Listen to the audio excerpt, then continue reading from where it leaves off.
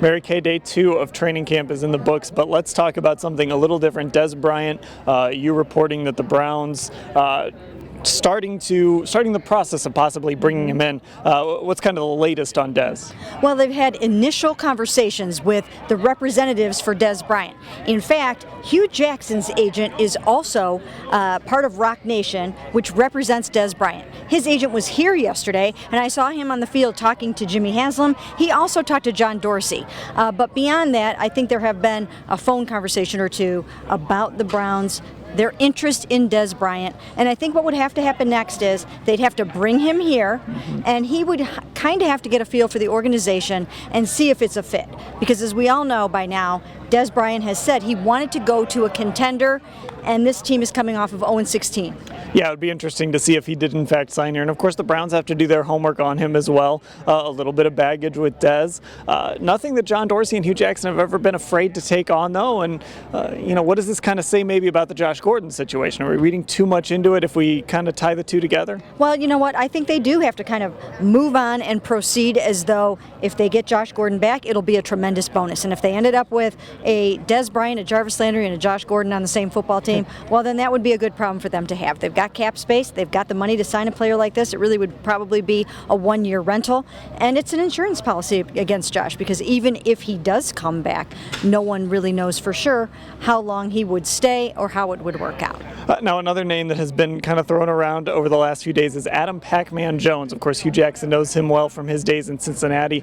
Speaking of baggage, there is a lot of very real baggage with Adam Jones. Again, something that Dorsey and Jackson have never shied away from. But the quarterback position, unlike wide receiver, is one that, I don't want to say it's loaded, but it's pretty strong. They have a lot of bodies there. So why Adam Jones? Well, because he is a starting cornerback. And not only is he a starting cornerback with a vast amount of experience at that position, Hugh Jackson knows him really well, both on and off the field. And I think he loves him. I asked him about him today, and he said, I would love to have him on my team.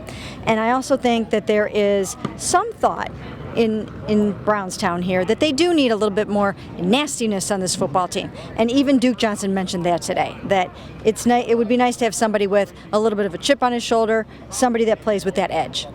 Now, speaking of edge, tomorrow, day 3, Saturday, the pads go on, and that is always an exciting day here in Berea. It'll be assuming a big day for fan attendance because it is the weekend. So first day of pads, we don't know if we're going to get a lot of live tackling, don't know if we're going to see that siren period just yet, but pad day is always a fun day. Yeah, I would imagine that there will be a siren period. It's the first day in pads. There's no way that they're going to let that go by the wayside. All the fans will be here, like you said. People are waiting for that. I think the players are ready to kind of hit someone. The defensive players out here, they just have to watch the running backs run right past them, and they can't make any contact with anybody. So I think they're excited and eager to actually hit someone. I think the running backs are eager to see what they can do. So it is always an exciting day. And it's kind of our first day to get a real look at that left tackle competition too. Obviously the Browns lost Greg Robinson today.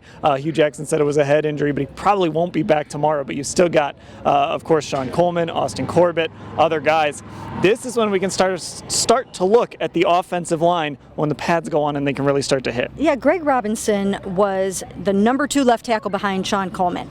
Now, Austin Corbett will probably move up to number 2 if Greg Robinson is not back for a little while. I don't know if it was a concussion or whatever the case may be, but if he's out for a little bit, that will give the rookie a chance to get some reps there, and that will be very interesting. But yes, that's going to be something to watch tomorrow is Myles Garrett versus Sean Coleman. All right, so we have full coverage of everything today, and of course we'll have full coverage of pad day at cleveland.com/Browns.